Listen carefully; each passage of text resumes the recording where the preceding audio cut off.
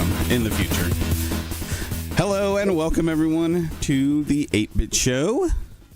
Yay! Woo! I am Frankie1029. Here with me today is Coffee and Corn Dogs. Hello. And Two Littles. That's me. 505. Wait, it's you. You don't need the 505? That's just an extra part of your... Yeah, that's more in parentheses. Gotcha. But you're not allowed to add a lot of symbols to your name and things. So that's only when you're here in New Mexico. In Albuquerque. If you're like outside of Albuquerque, does it change to 575? No. Why would it? It's to signify where Signal originated. Oh, okay. I see. Gotcha. I'm done with that. Yeah. How you guys doing? Oh, you know, living the dream. Yeah. Good. I got a cat on my lap. Mm. Oh, that's the life right there. Oh, Right. I said that, and he got all mad, and now he's just... Like, how dare you dox me? Not just on your lap so you can talk about it. That was a private thing. Oh, that's good. He just doesn't want people to know that you guys are friends. Right. Yeah, no, he's talked about that before. It's a problem for him. Yeah. That's okay. That's how cats are, you know? It's just how they is. Yeah. Yeah. Wait, why are we here? We're here for video games and news and the like, you know? You do that here? We do that here occasionally. Oh. Video gums? Video gums? I don't know about that. It sounds right. That's what we do here. But yeah. No, it was a busy news week for games. Yeah, it was pretty good stuff happened. Yeah. And then we had the video game awards to cap it all off. Right? Yeah, there's a lot going on. So, It was its 10th anniversary. 10 years they've been doing that. yeah, I figured that's why I should probably watch it or another. I gotta say, overall, I've never had a problem with the Game Awards. I have a bit of a problem I know, with the Game Awards. I know some people like argue about like, you know, the people who win the awards and stuff. But as we've talked about before, it's more of a popularity contest anyways. It rarely matters. Yeah, I mean, I think the way it could be done better, definitely. But it's not the worst thing. Like, I get it. It's an awards show.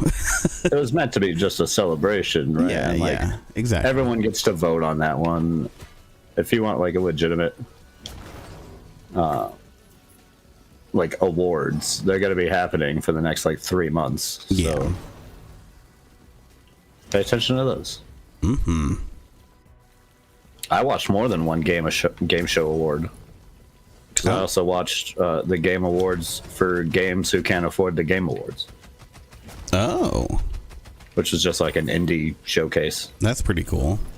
I did not even hear about this. There's a few games in my library that like put something up on Steam about it, which is the only reason I heard about it. That's fair. Well, yeah. I mean, should we get into it? Do you want to get into it? Yeah. Well, let's talk about like the actual news stuff, and then we'll talk about game of the year. Yeah. The newsy news. Okay. Me first, you first. I went first last time. You should go first this time. Oh, I see how it is. Yeah. Just make me go. Yeah. We're never going to hear the end of this now. Right. Go first all the time, but all right. Oh, whatever. There we go. So I thought this was an interesting story. It was a few days ago. The Monster Hunter-like game Dauntless that was on Epic for like a year. Mm-hmm. Finally made it over to Steam. along with a big update.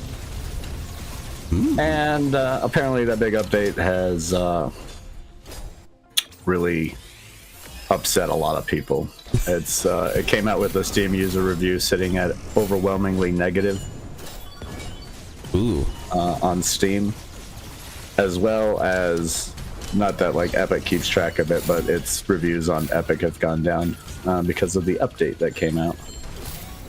That apparently this update comes after the company who originally made the game, like the game was like sold off to someone, I can't remember who.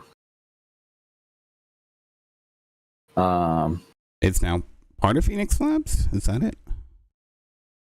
Or is that the original one? I think. Oh, a new studio acquired Phoenix Labs. Yeah. Okay.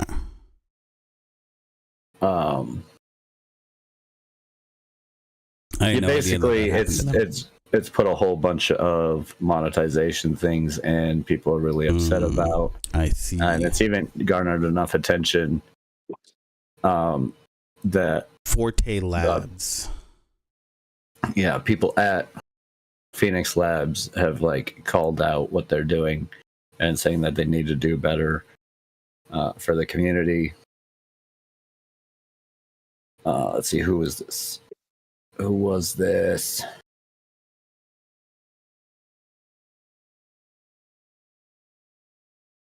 Wow. Sorry, I'm reading some of this article that you have. Yeah. This is some craziness. It was like secret backdoor stuff. Oh my god. Okay, sorry, continue. Yeah, they're calling out the blatantly non-player focused update. They've gutted and changed the core gameplay, the crafting mechanics. In essence, that what makes the game. And it goes even beyond the article here. This article that I brought up is talking about some responses to it. But not only did this new stuff come out and make like the monetization and the crafting and all that stuff, but it also erased a bunch of people's progress. Like pretty much everyone, it wiped all the progress. And so now in order to get some of the weapons that those people had, they have to pay like money for. So a lot of people in Dauntless are upset. Yeah. I mean, that's fair. Pirate Software covered it a little bit too.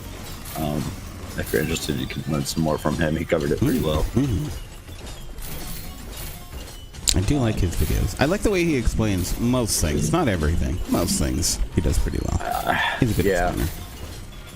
Yeah. I have my own issues with...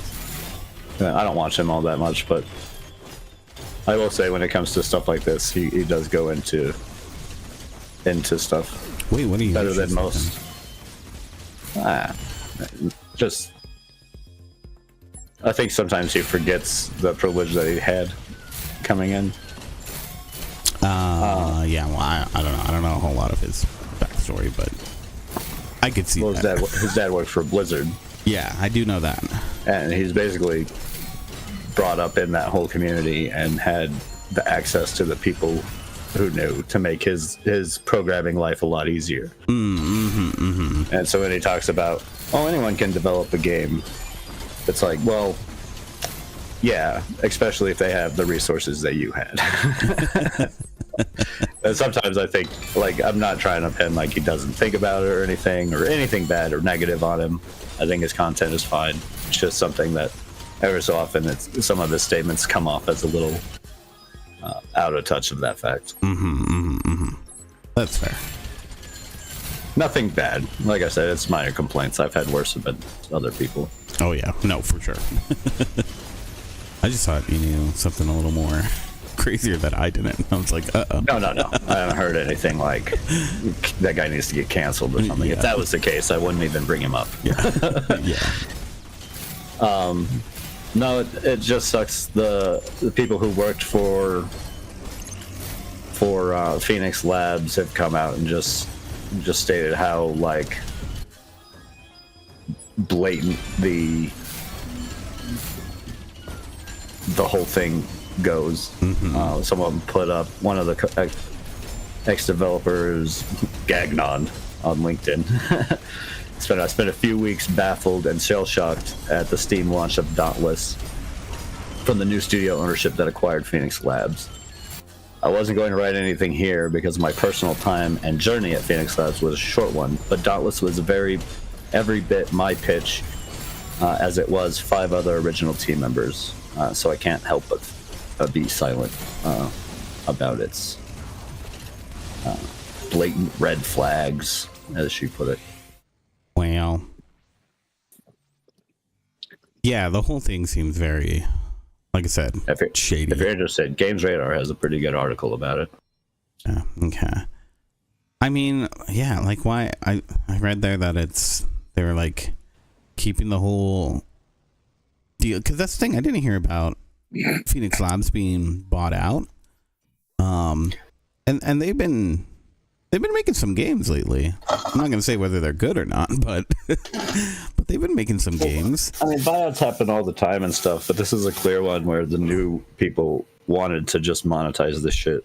Yeah, no. Well, the fact that they didn't want its reviews beforehand from like Epic, from the people who had it on Epic, was that it was a like fun game and not overly like monetized and a lot of player friendliness there. Yeah, they have had issues before of when an update comes out deleting player progress, but again, that wasn't as big of a deal when the stuff wasn't behind paywalls. Yeah.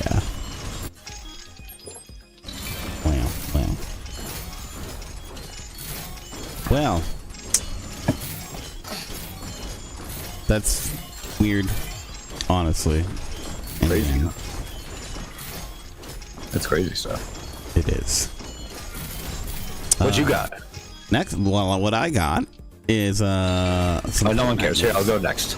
Oh, jeez. Just kidding. I love your face. What is? Wait, hold on, what's up with Fortnite? Wait, I can mute just Christian here. Give me. That is rude. Tell me about Fortnite. So, the FTC has announced that you will now those people who were tricked or basically had purchases on Fortnite erroneously, whether it's their kids that bought a shit ton of stuff and the parents didn't realize what was going on. Well, it's because Fortnite made it really easy to buy stuff. Yeah, exactly. That was a whole thing. I remember that. Yeah, that was a whole thing. Well, so they have announced that the refund is gonna happen.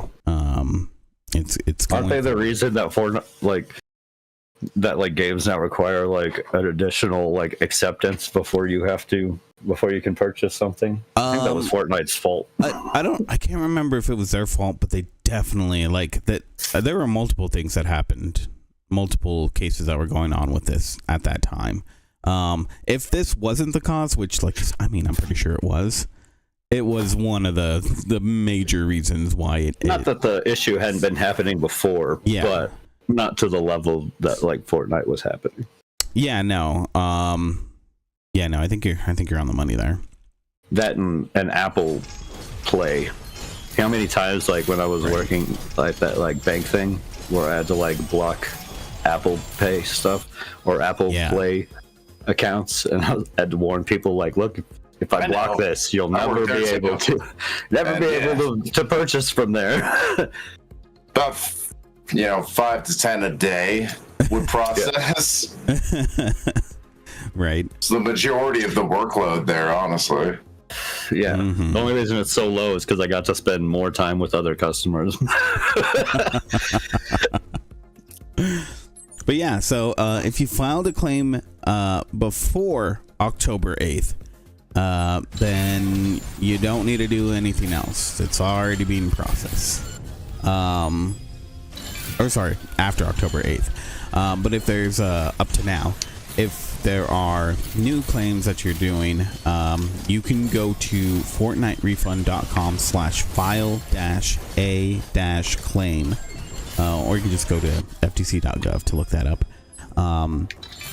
And now you can start doing the claim, which they are going to look at. I think it's going to total to about, at least currently, about $100 a person, which is more than a lot of these class action lawsuits end up giving. It's usually more like $10 a person. Yeah, I was a part of one for Columbia House forever ago, and I think I got like a $5 check in the mail. You want to know how you're actually an adult, kids? When you start receiving those checks in the mail, when you haven't done anything to sign up for them, because it's like, oh, the class action lawsuit was just big enough and they had your information that you were just included. Yep. Yeah.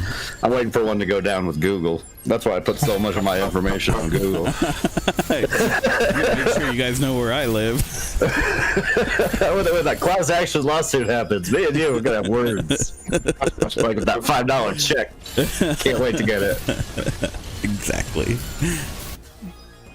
So yeah. So that's all being sorted out and whatnot. So get in on that if you need to. Definitely. Keep in mind, don't just sign up for this because you want extra money. They are going to look at what happened on the account. So you do have to give your information and details and whatnot. Yeah, there's stuff there. I mean, it's not just free money. Yeah. You do had to have done it. I think last week we talked about that one lawsuit that's turned into a class action lawsuit. Yeah, we did. Looking like it's gonna be. It's against Steam. Mm-hmm. I can't remember the exact thing. I don't even have any more news really on it. I did see a small little update, which was confirming that the judge has let it go to a class action. Which is probably gonna be a pretty decent payout if you had put a game on Steam. Right. Exactly. Of course, that pool's a bit smaller than like having purchased a game on Steam. That's you have to have put a game on Steam. Right. That's why theirs will be a bit heftier of a check. Mm-hmm. All right, what do you got? More news? Yeah. Humble Bundle found itself in some trouble. Yeah, I saw you put this up, and I had not heard of this. So what's going on? Okay, so over the holiday, it was Steam or Humble Bundle put up Indiana Jones and the Great Circle, brand new game, but it had a label of free. So a pretty good number of people hopped on this as it was free, right? Yeah. For a brand new game, people were like, "Holy crap!" A whole bunch of people activated it on Steam. Some even got to play the game, only to find out like a day later or 2 days later that their game had been pulled from their library. Wow! And the Steam the Steam codes, Steam keys had been revoked because it was labeled incorrectly. It was not supposed to be free. Yeah. So just a big warning when you're doing video game stuff, how you don't really own it, as they took that away. I think this article, one of the articles I was reading, talked about like different rules in different countries. Yeah. Like here's one. In the UK, for instance, if you buy an item at a shop for a lower cost than the vendor intended to sell it, you're entitled to keep that item, assuming that you are unaware of the correct price. Online, if a seller realizes they mispriced the item before sending it, they can cancel the order. But usually once it's in your hands, it's yours. Okay. And I think US is fairly similar to that. It comes down to marked price. I think there's, of course, video games falls into a whole nother sector where they can just do whatever they want. well, I think the issue here is here in the States, because I've heard about issues like this before. If something is marked as free when it's not supposed to be, then companies have a little bit more recourse to fix that. But it's interesting because I don't know if that applies to how that applies to digital items versus physical items and whatnot. Yeah. I mean, the fact that it wasn't even like people just had it straight pulled from their account. Yeah. I don't know who at Humble mislabeled that, but I'm sure they're not in a happy spot. They probably got yelled at. Yeah, probably. At least by one person. Very probably themselves, at least. Also, they probably yelled at themselves. Oh fuck! Oh fuck! Trying your fastest to hurry up and fix the situation before too many people do it. Yeah. But yeah, I mean, we've seen stuff like this happen, but it is a big reminder that when you purchase video games, you don't actually own the product. You just own the license, and they can take it away from you. Well, when you purchase a license, whether this was, they had all right to like revoke those keys, yeah, or not.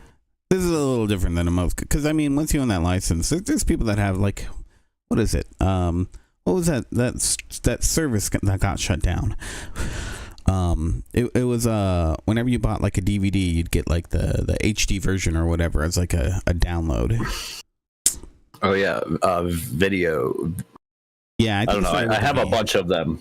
But I had a bunch of them. That got shut down, and I think there's a recourse for anybody who did. If you actually, you can still access that library. Yeah. Actually, my roommate Robert has it. You can still access your library currently.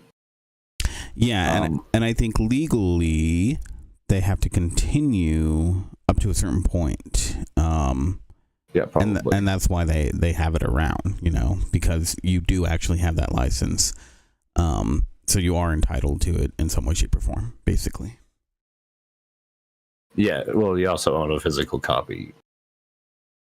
Yeah, well, I mean, to go along with that, like your proof of purchase is also having a physical one. That's true.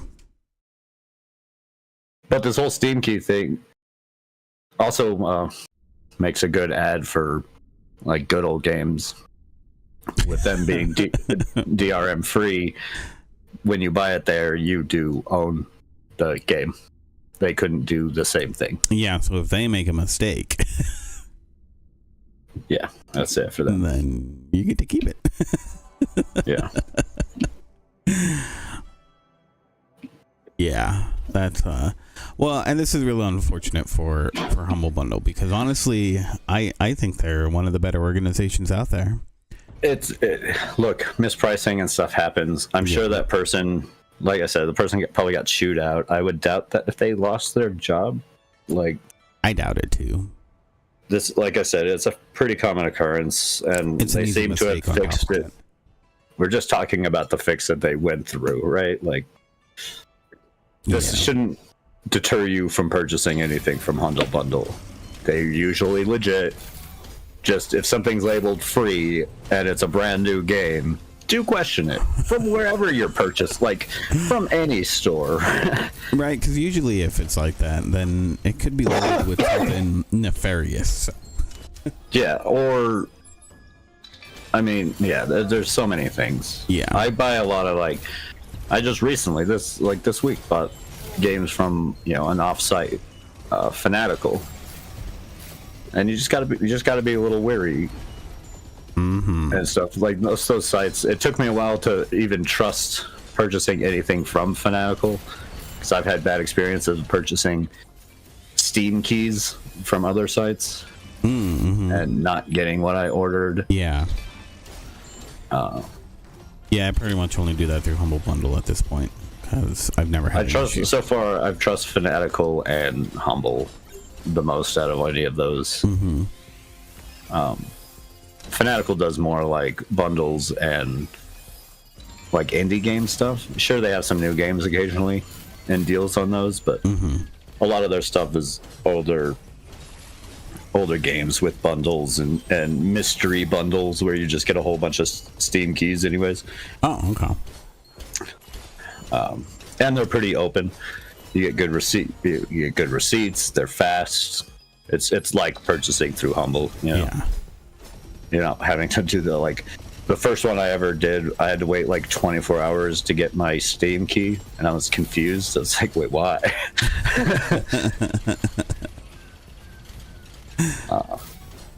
Learn not to do that again. Wait, so why did you have to wait? It just took a while? I guess that, it was confirmation process or whatever. I did end up getting it. I think it was when I purchased Fallout 4. Because I purchased Fallout 4 for like on sale before it came out. Through like one of those sites. And I ended up getting the game and stuff. It was legit, but it was worrisome and questionable.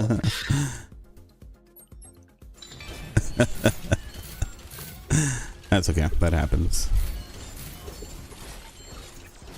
What you got? Next up, sorry, I realized this is in Japanese. I am trying to translate it right now into English. I was wondering. I was like, is this some Japanese? It is. It is indeed. It's a Japanese. Konnichiwa. Mushy mushy. So we got some interesting stuff here when it comes to what are they called? Nintendo has bought out Monolith. Now this is another thing that's kind of gone under the radar. I guess they've done a lot of stuff with Monolith, though, haven't they? Oh yeah. Like, this isn't quite that. This isn't really that unusual. No. This isn't unusual, and they have been like buying up more and more of their stuff. But nobody seems to know when this actually happened. But it now on the Monolith website, it is listed that Nintendo owns 100% of the company. So, I mean, really, Nintendo needs more of its own studios. It struggles when it comes to its like first party stuff. Not in its like excellence, just in its amount. I mean, I don't know. I think they do better than the other two.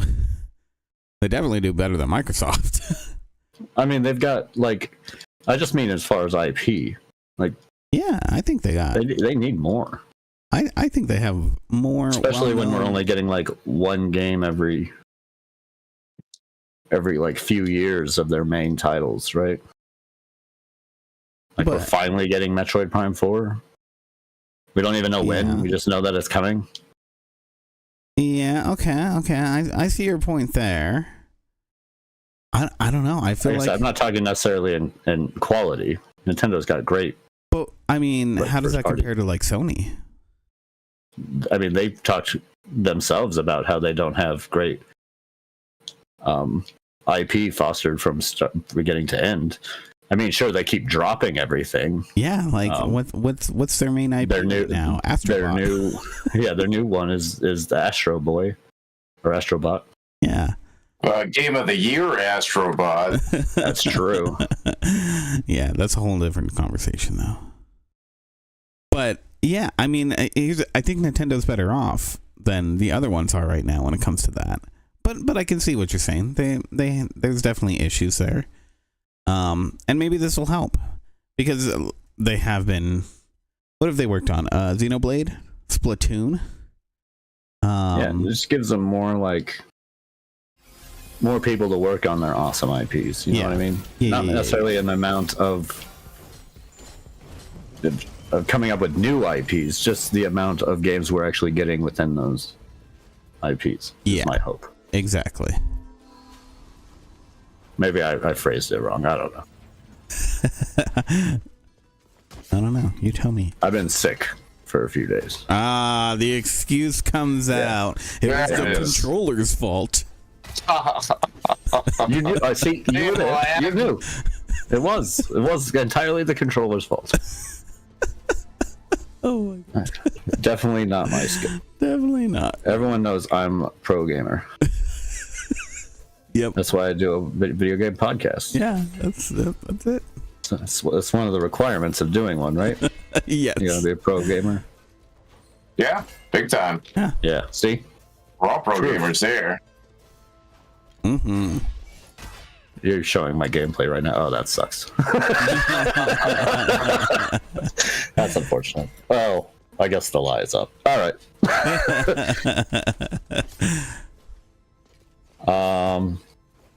Yeah.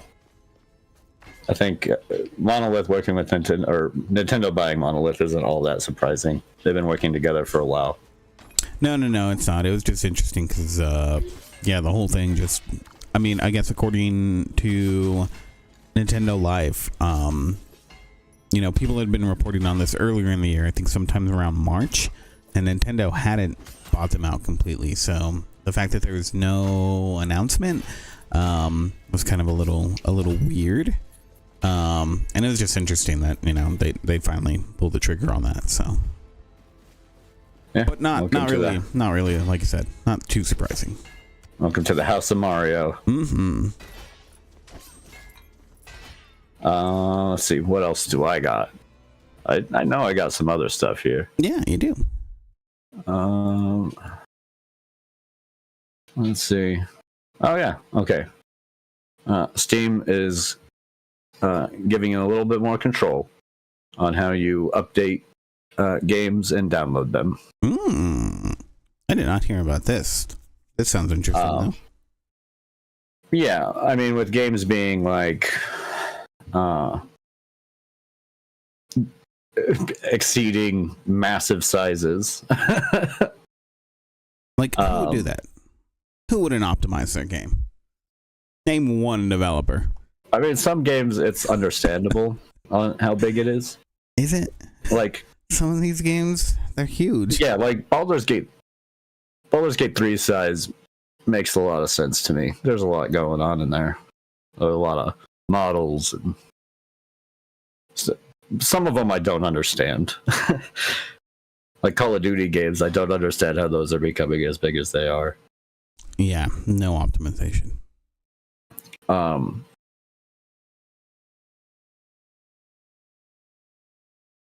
Valve continues to try to strike a balance between keeping your games ready to play and efficiently using your bandwidth. This is to help people who have need to really pay attention to what they're downloading.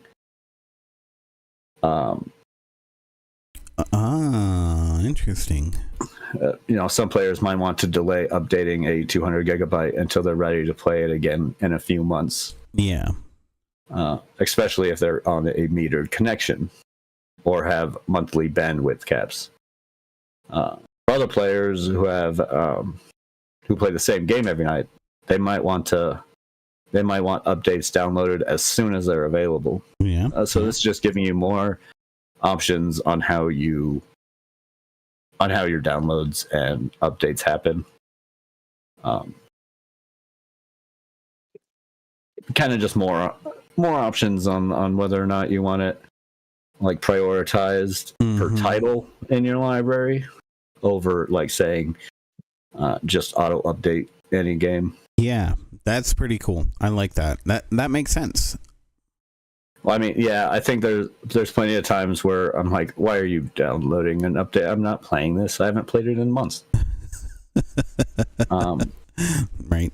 And then sometimes when you have to, when you turn it off, when you turn off just the auto updates, you go to play a game that you haven't played in a while, and you need it. And you're like, oh well, I guess I can't play this for 30 minutes, so it updates everything. Yeah. Or sometimes it's better just to uninstall and reinstall it. Right.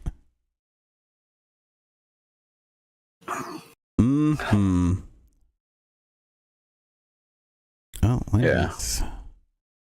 Yeah. But, yeah. No. That's cool. I mean, giving more control of this sort of stuff over to users is it's the way to go. And things like this can be really helpful, especially if you live in a place where the internet that you have has If you have bandwidth limitations at all. Yeah, if you have the like monitored internet, like that's huge because I remember those days. Of course, games weren't the same size and stuff, but it was like using people's like Wi-Fi hotspot so that I could update a game before I took it back offline. Right. What's this free Wi-Fi here definitely that neighbors giving out? Time to update. That started becoming less of a thing when games got as big as they were. They're like, dude, I can't. That's gonna take all my data for the right. Mm-hmm. So that's cool. That's cool. Steam adding a little bit more user-friendly options when it comes to how you download and update your games. Yeah. That's They're running betas for it right now, which you can of course be a part of.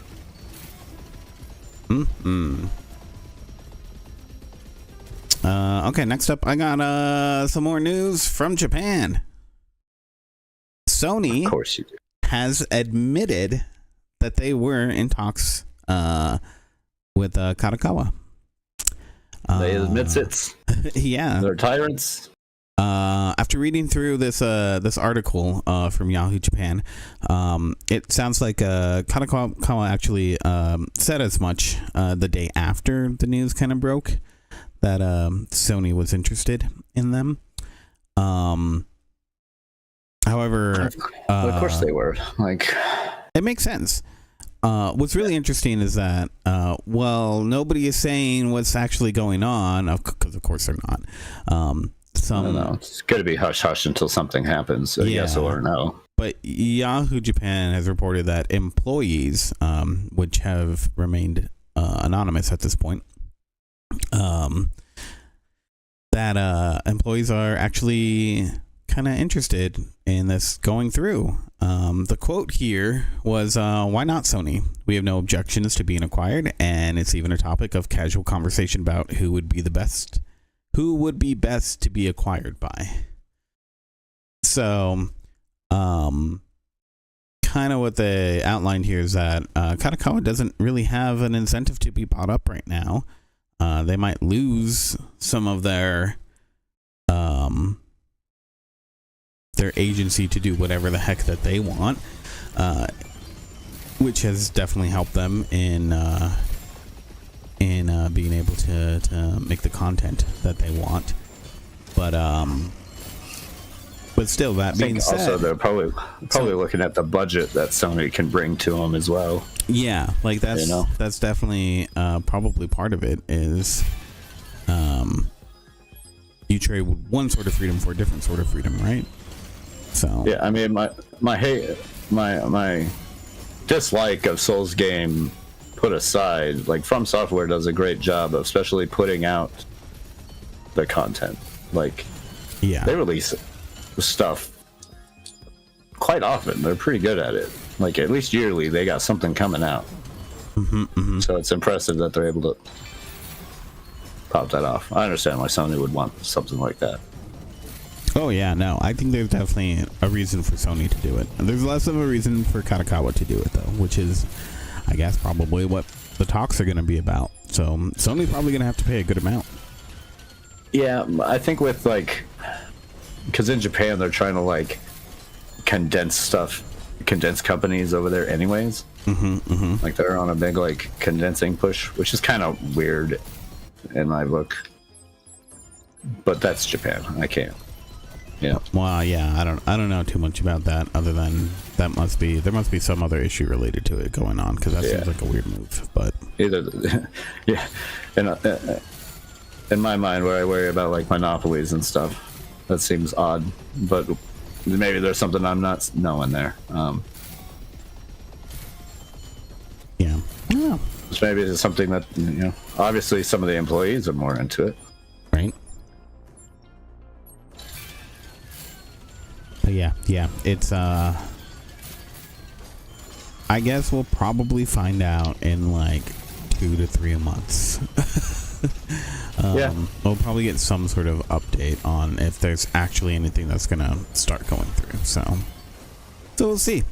But I think it could be interesting. It's interesting that Sony's finally at least admitted to wanting to buy them. But yeah.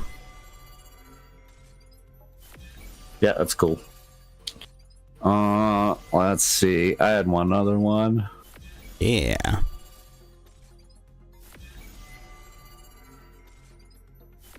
Former Bungie director Chris Barnett is suing Sony for $200 million. Interesting. Yeah. So Chris Barnett was let go. He was fired from Bungie. Mm-hmm.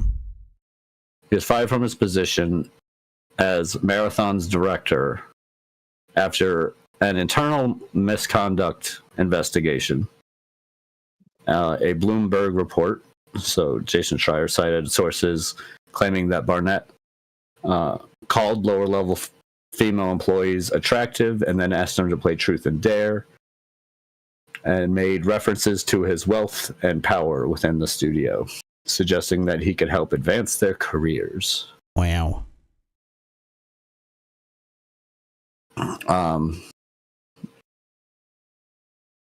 Barnett released a statement at the time saying, "I feel that I have always conducted myself with integrity and been respectful and supportive of my colleagues, many who I consider my closest friends. I never understood my communications to be unwanted, or I would never have thought they could possibly have been made by anyone to feel uncomfortable. If anyone ever felt that way about their interactions with me, I am truly sorry." But now he is suing for basically his contract, his work contract, saying they cut it off early, and so they owe the money. Well, I think that. I mean, here's the thing: they did an internal investigation, bro, and they clearly found stuff. Well, okay. So internal investigation versus third-party investigation, right? This is why third-party investigations are very important, because I think that there's definitely something to say where an employee can go, oh, well, this was just done by the people who work at the company that I work for, who obviously want to scapegoat me. That way they can avoid responsibility for anything else that's going on, you know? Because let's face it, there are companies that do shit like that. So if it's just an internal investigation, just done by Bungie themselves, wait, how does Sony factor into this? Sony bought Bungie? Well, yeah, but I mean, was this why? I guess he's just going because they're the parent company, right? Yeah. So they're in charge. Okay. The lawsuit is claiming a few different things. There's there's $90 million of the money was owed under the retention agreement, like I talked about, his contract.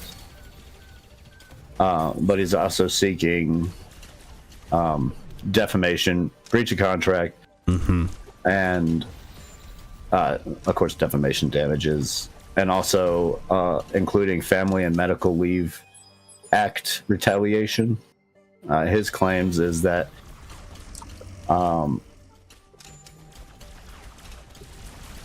that he sought to take mental health leave in the late 2003, but was instead removed from his role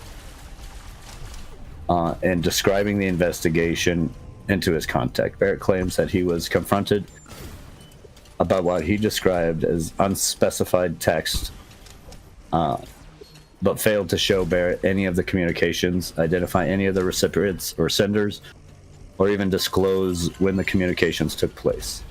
therefore rendering Sony's supposed investigation into these texts pointless and failing to meet any professional standard for conducting an investigation. Yeah. Subsequently, he was fired for misconduct in March of this year. Listen, if what Sony and Bungie are saying about him is true, then 100%, like, this is ridiculous lawsuit. But again, the problem here is that they did their own internal investigation, and this is what's interesting, is that he's saying that there is something that happened beforehand that points to what's the term, like that there could be a reason for them trying to go after him, which I don't know. In my book, I'm always one to believe a victim. Well, but he's saying that he's the victim. And yeah, well, but not him. Like, clearly there was someone who claimed this, like, sexual harassment, right? Well, but what he's saying is that the company just literally went after him without showing him that they're or pointing to any actual victim, and that he was fired without this being actually. That could also come from the victim's request to not be identified. No, and 100% could be. But that's the problem. Again, like you stated before, with like internal investigations done by a company, like, it is better to do a third party, and also like transparency. Like, this stuff should be a bit more transparent in general, and not just with them. I'm talking throughout the market. Like, if there's an internal investigation, a third party investigation, the results of that investigation, especially if it's already become public, should become public. That's true. That's another issue for sure. And I feel like that, like, should save, like, not only a victim, right? Mm-hmm. But also anybody who was like miscredit, or where this isn't accurate, you know, where they didn't do this and they're just being claimed that. Yeah. If the internal investigation comes through and it wasn't, like, it clears a name and doesn't follow that person everywhere without the question of, oh, well, what was that about and what was the outcome? I don't know. It's interesting because it's like, it seems like there were direct, like, quotes that were alluded to, things that he had said directly. But I mean, just on the surface here, it doesn't seem like he's denied that those things were said, which are definitely things that you shouldn't say. He already did his apology for it when it happened, so that's not what this is necessarily about. This, again, is about his lawsuit. Yeah. Towards them. Yeah. I don't know. This all comes around a time, too, that Bungie devs were describing the atmosphere of the studio as soul-crushing. Mm-hmm. Yeah, this is actually a really, like... And if he was leading that, he faces some responsibility of whether it was harassment or not. Like, maybe that is defamation in itself. Maybe you could prove... But if he was leading a place to being soul-crushing... Well, it sounds like he was possibly removed from that position. Right? I don't know. I don't know. I should look into this a little bit more, but... I mean, he was fired from being the marathon lead. Yeah, he was the director. Yeah. So, Marathon's director, yeah. Yeah, I mean, I don't know. There's a lot of things about this that, I don't know. It sounds like... Also, my initial reaction is it sounds because like the original reports of him was coming from Bloomberg, which is Jason Schreier, who does a really good job with not only investigating this stuff, he's behind the reveal of a whole bunch of like misconduct and stuff from CEOs and game leads. And he does really good research into making sure what he's saying is legitimate, you know? Well, but this again goes to what Barrett is claiming here, is that the company had was going after him. In that case, if these people who are trying to make up these lies about them, according to what Barrett's saying, it's easily lied to anyone, any of the news media.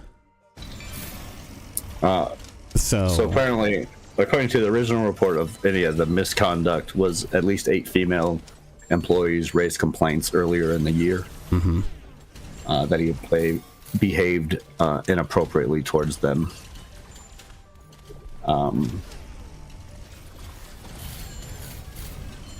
So I mean, there's a lot to it. There is definitely a lot to it, but my initial reaction here, honestly, is that he's trying to find a way to weasel out of it. And that's the thing. Like, here's again the reason why third-party investigations are super important when it comes to things like this, because maybe there isn't enough evidence there that the company has to actually have legally, justifiably fired him, right? Yeah. At least with you know, in terms of his contract. Let's make that clear. The contract part, he might not like if and obviously because it's now gone to lawsuit, they're going to have to bring in evidence and proof of this. Not that we as a public will hear any of it, but yeah. Well, I mean, if Schreier keeps up his usual job. Look, Schreier, he's really good. Like, honestly, Schreier's great. He's got a number of books out there that. Oh yeah. No, he's got a couple of books that point to like how bad the video game industry can be from the inside. Yeah. And if you ever get the chance, check them out. I've read the first book, which was solid. But yeah, honestly, it sounds like Barrett's trying to take advantage of, at least from what he has seen, that there might not be enough to hold up to his contract being terminated. And he's just trying to get money out of it because he's scummy. So yeah, because again, he's. But that's just my initial reaction. Yeah, that's what I would say. Yeah. But that's it. That's it from me. Okay. Well, as far as news goes, I got 2 more things here. So, let's mute this before. So first up, there was some interesting video that came out from the channel Switch Up that shows a 3D printed Switch. So this comes from, I gotta get their name right here, iVoller. They make accessories for consoles, right? So they were given the specs for the new Switch. They made a 3D mock-up so that way they can go ahead and, you know, get the right aesthetic and whatnot to whatever they're creating for their accessories. Oh, good, an ad. That's what I always like to see. Ads are perfect. Yep. So what this shows is kind of what we saw in that other breakdown before, the other rumor, that other video that we saw, that there's an extra button on the Joy-Con. I don't know if that's related now to releasing, however the Joy-Con is being held into place, but it could be. But it looks like the screen is going to be bigger, quite a bit bigger. I think he said it might be like an inch or 2 more than the OLED model, and it looks like we get a second USB-C on top. So now you can actually charge while you have your Switch sitting on the table. So big complaint of the Switch. Sounds like it's being addressed, so that's cool. Otherwise, like the placement of the buttons and the actual thumb pads on the Joy-Con, it looks different.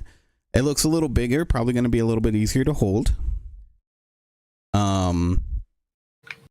But yeah, this was also backed up by Dbrand, who you can now go to their website for to pre-order a Nintendo Switch 2 case, and they pretty much show the same model.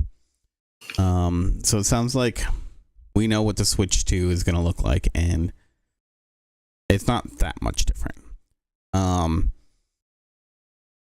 But I think the changes that they're making, they're going to be welcome. So yeah, cool stuff. That's cool. And with Nintendo, like, with it being the Switch 2,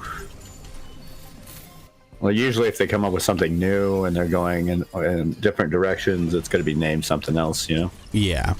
Well, yeah, exactly. We don't know what the actual name is. It'd be nice if they would like leak their own code names, though, because I like their code names sometimes. Like the Dolphin. I thought that was cool at the time. It sounds cheesy now. Yeah. No, I think like it probably will be labeled like Switch 2.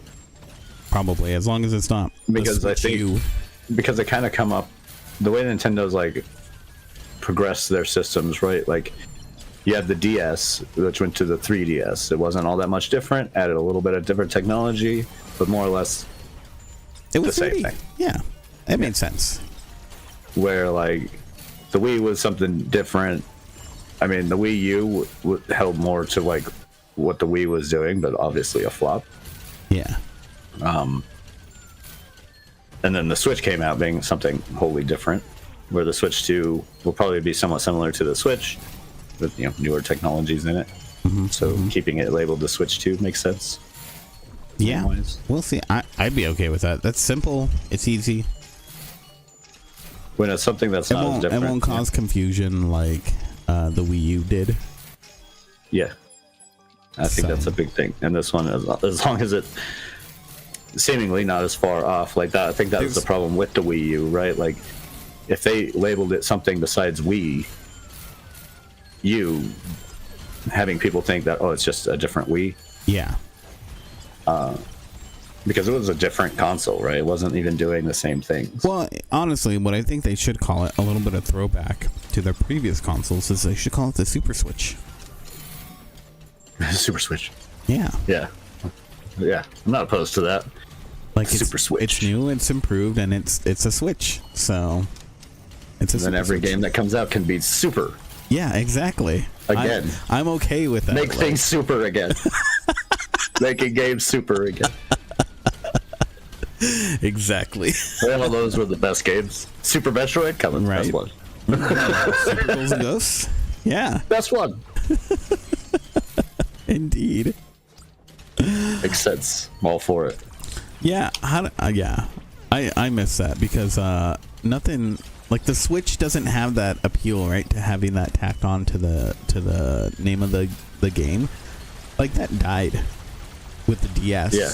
Where like almost every developer was trying to shoehorn making DS their game like have a word that started with D and a word that started with S in their title. Yeah. We need to bring that stuff back. Right? Make developers think again. Bring out that creativity. Mm-hmm. Yeah, that would be good. Okay, so the last little bit of news that I have for today is ZeniMax Online Studios. Yay! I know what this was about because this was the other bit of news that I was going to talk about. Yeah. Oh, okay. You beat me to it. For once, I beat you to something. Yeah. Yeah. So 461 employees have signed on to unionize under the banner of Communication Works of America. So yeah, more unionization here going on, and that was the day of the Game Awards too. Yeah, this just happened. So yeah, while all the CEOs were all suited up and out partying, the actual workers were doing the hard job, the good work, right? Of getting their employees unionized. So you can find them and follow them in their updates and whatnot. I need to sign up for Blue Sky. They're over on Blue Sky, so CWAUnion.com. .bsky.social. We should at least get the CGB signed up for That's exactly what I was thinking. So you'll see us over there soon as well. But it'll be a good way to follow some of these developers and whatnot, since they've all moved over there. But yeah, for the main news, that's all that I got. Yeah, the only thing I got left to talk about is the Game Awards. That took place yesterday. Yeah, yesterday. That was fun. 10-year anniversary of watching Jeff Keighley. It's kind of hard to believe that it's been that long, honestly. It makes me feel old. Overall thoughts, I thought it was a pretty good show. I thought it was a pretty good show, too. I had fun watching it. It's been a few years since I watched one. Except for the few cheesy moments with, like, the Muppets. Oh, you didn't like the Muppets? I liked that. Oh, the Muppets. Well, okay, was my look, I favorite part. like my cheesy stuff. But it was like, just kind of... It was there. All the Like, it was bits, cheesy. that was my favorite. No. It was cheesy. I like the old men, okay? Yeah, no, like they were... Come on. I mean, they were ripping them, And that was good. That's what you needed. I don't know who that's appealing to, though. Like, I think that's more my point. It's like, do the kids know who the Muppets are these days? I think they still do. no. Yeah. Come on, like people still know. Can't possibly. They probably heard of the Muppets. No. I forgot. I don't think a single one of them can name any of the, like... I don't see any kids who knew who those characters were, or that they were, like, official Muppets. I think so, just because of the Christmas stuff that comes out every year. There's always Muppets on the TV, and you're gonna have parents who grew up on that stuff throwing it on. I'm not saying it's gonna be I did discount parents forcing stuff on their children. Yeah, that's right. That's what you do. Yeah. That checks. That's mostly You make where them it's enjoy coming the entertainment you used to enjoy. from. Yeah, exactly. Tell them things were better back in your day. No, they were my favorite part. Honestly, they were cute, hilarious. Yeah. I did enjoy them because they're cheesy, but they were cheesy. Like, It was fun. if you don't like cheesy stuff, then Yeah. that's whatever. No, I thought they were pretty good, and there were some pretty big reveals. A lot of cool speeches.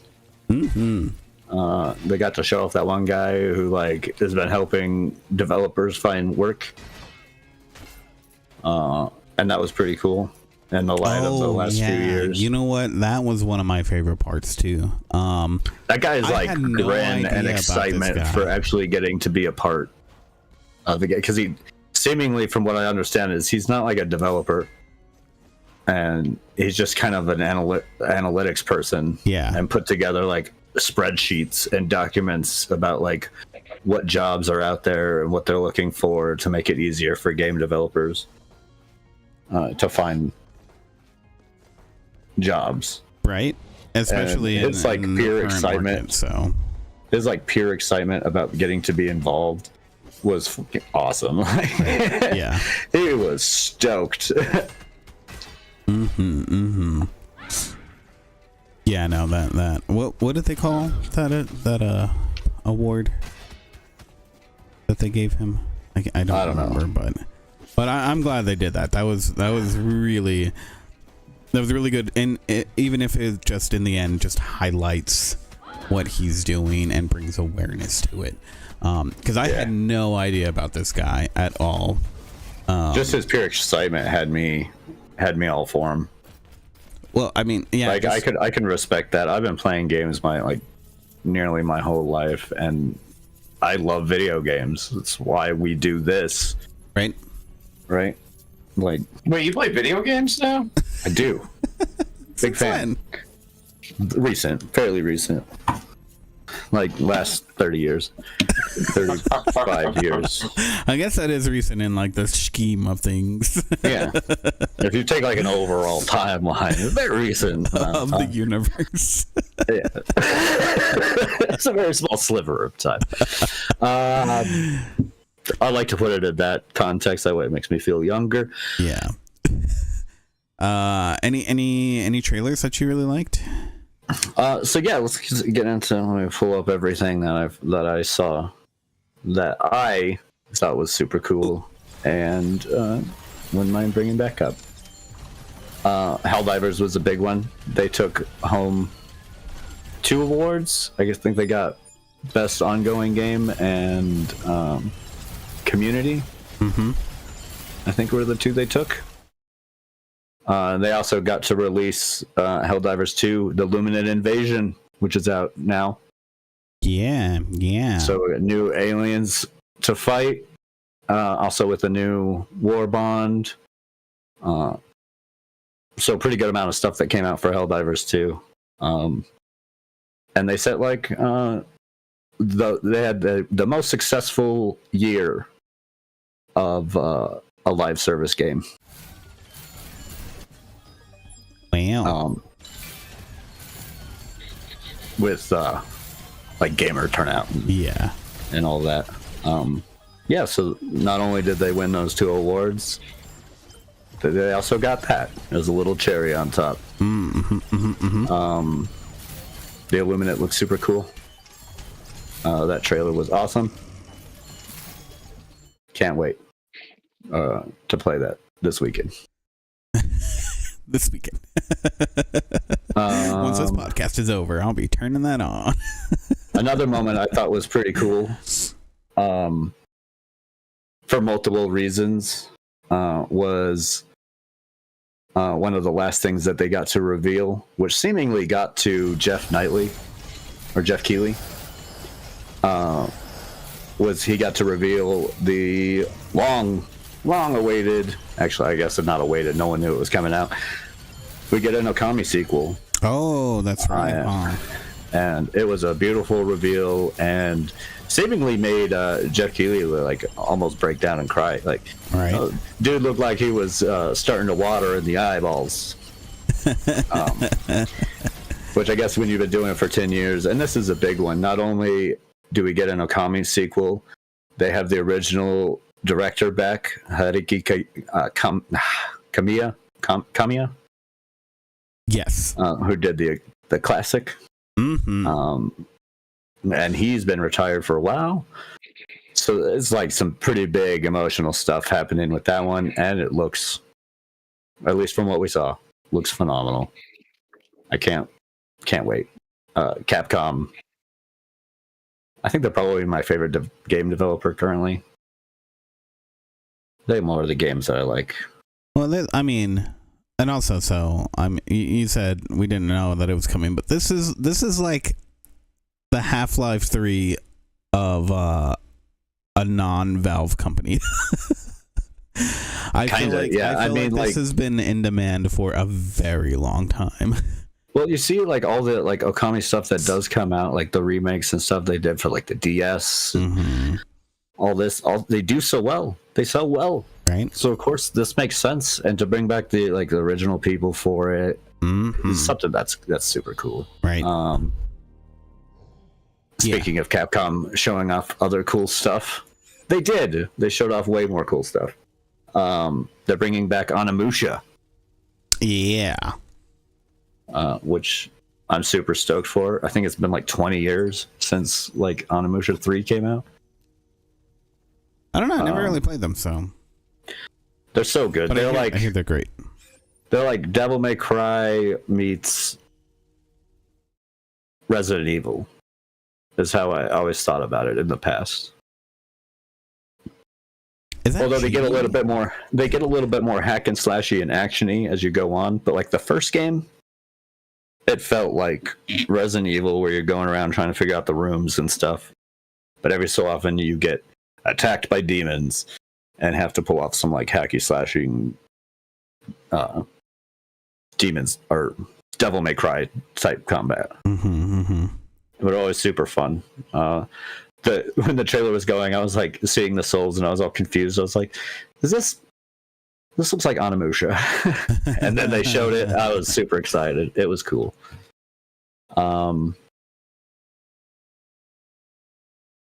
Another cool one that we saw near the beginning was the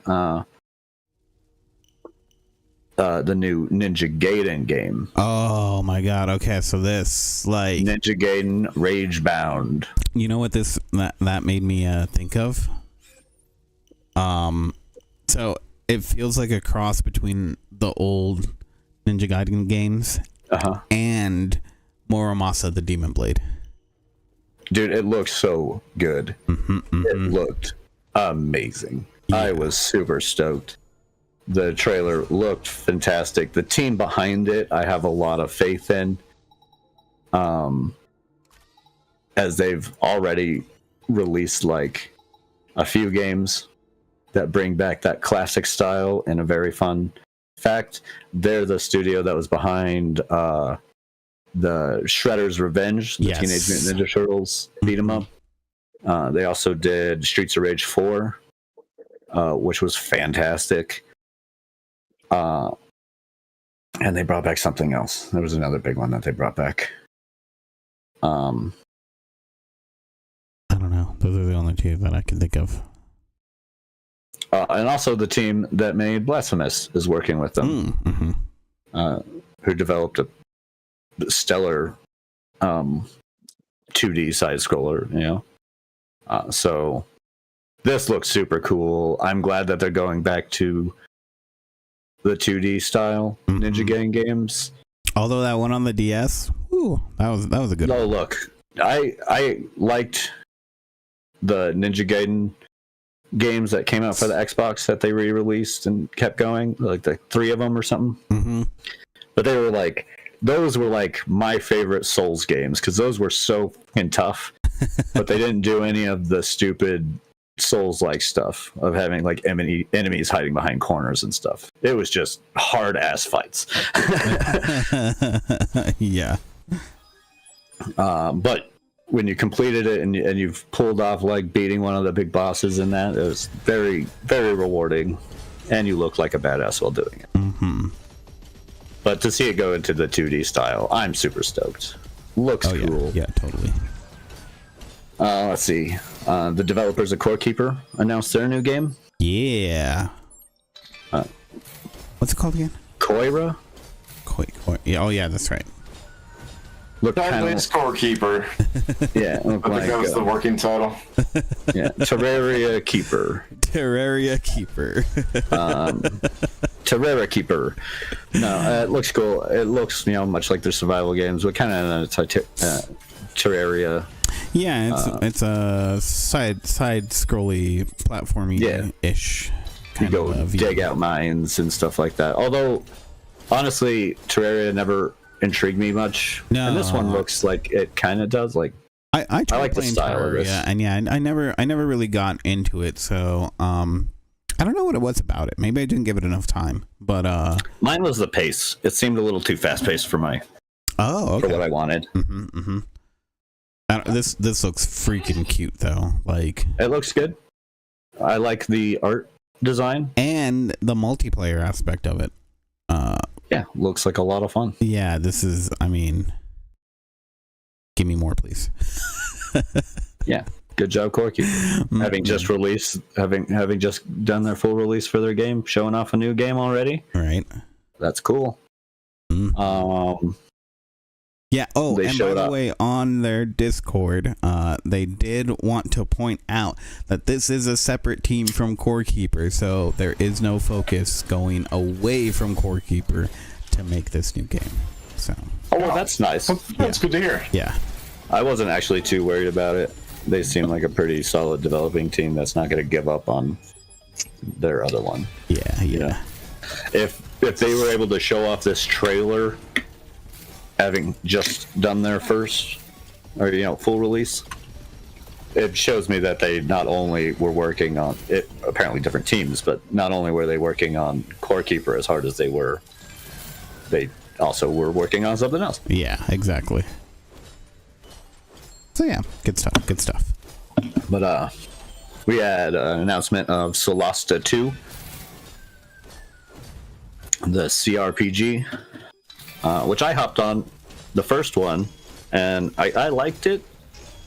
It was definitely very faithful to like 5e D&D. It had a number of things that at the time Baldur's Gate 3 didn't have when it was in early access. So it was really fun. Although since then they've kind of released like way too many DLCs and put things behind paywalls for me to truly like it. So I'm a little hesitant on the second one. Apparently, though, they were able to get a hold of some pretty top tier talent. They got the narrator from Baldur's Gate 3 is going to be in the new Solasta game, and that's a pretty big get for him. So we'll see.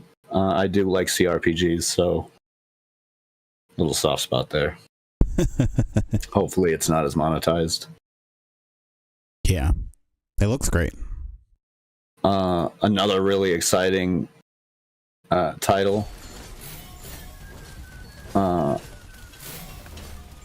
that I saw that's like a returning game, returning franchise, is the new Turok game. Yeah. Turok Origins.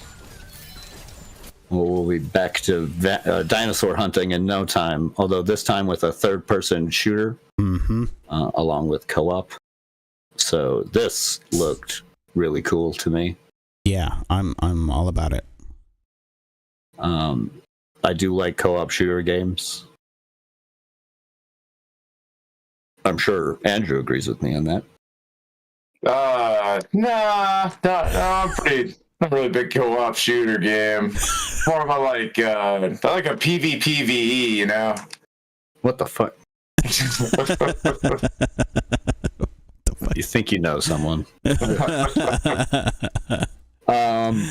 No, this one looks really cool. I can't wait to play. Looked inspired by some of the new great games that have come out. Warhammer, Space Marine 2, a little bit of Jurassic Park Survival in there. That looks fun. Yeah. Beating dinosaur ass sounds like a blast.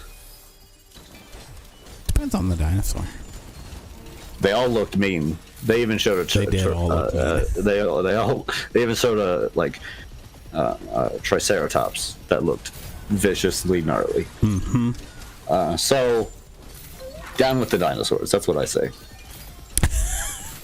They went extinct for a reason.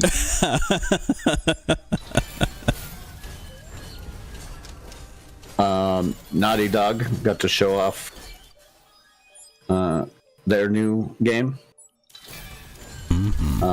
And they got to announce that The Last of Us 2 is coming to the PC. Finally. Yep. Finally. I can't wait. I finally get to play that game. But they announced their new one, which looked pretty cool. A sci-fi bounty hunter game. Labeled, or they're calling it Intergalactic, the Heretic Prophet. It looked kind of cool. I like the idea of sci-fi bounty hunting. That's something that'll instantly grab my attention. Yeah. It's fair.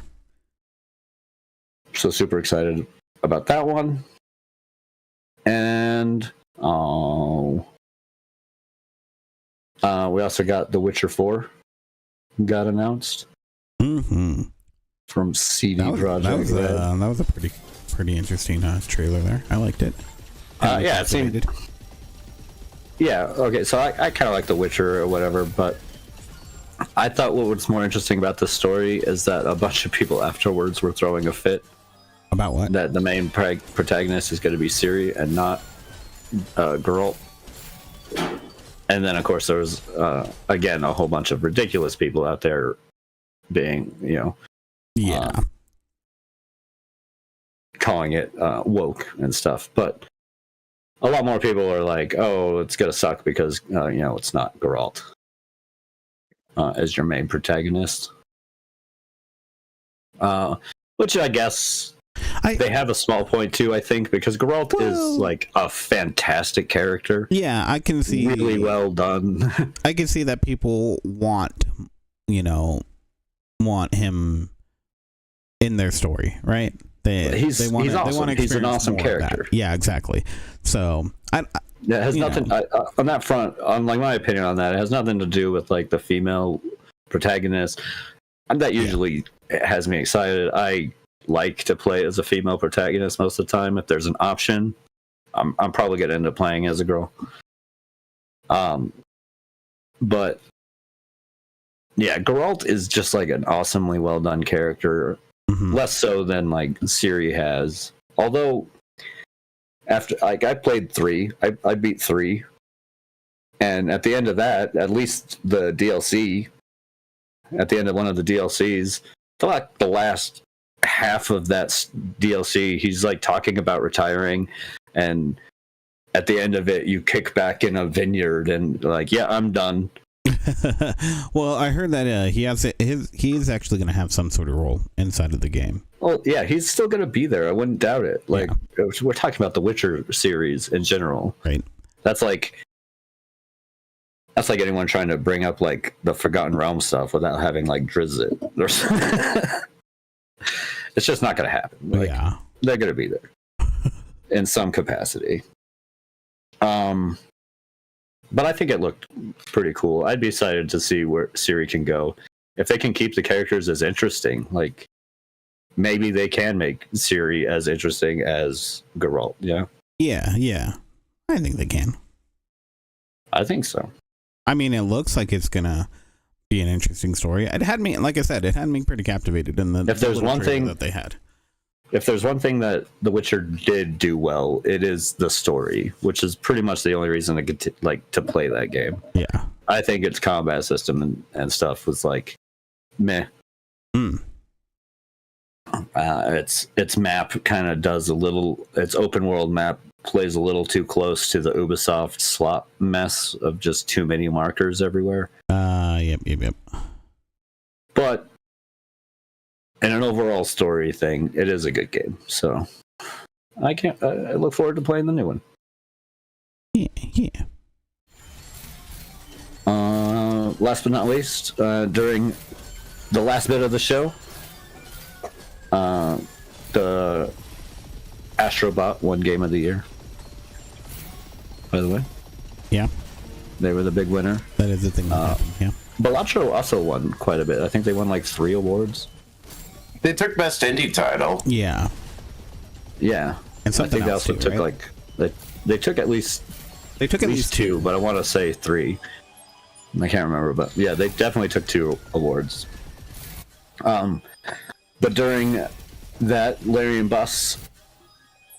Studios boss Sven Värdinck got to go out and make a speech. He was the one presenting the Game of the Year, in which he called out a whole bunch of the problems in the video game industry where they're too focused on profits and not players. And he predicted that the game that will win next year will be a game that didn't have to worry about market shares and profits and just focuses on the player. Basically the same type of stuff he's been talked about for a long time, or that he's been talking about for a while. Why it's better to go with those privately owned developers and stuff, how they put more love into it.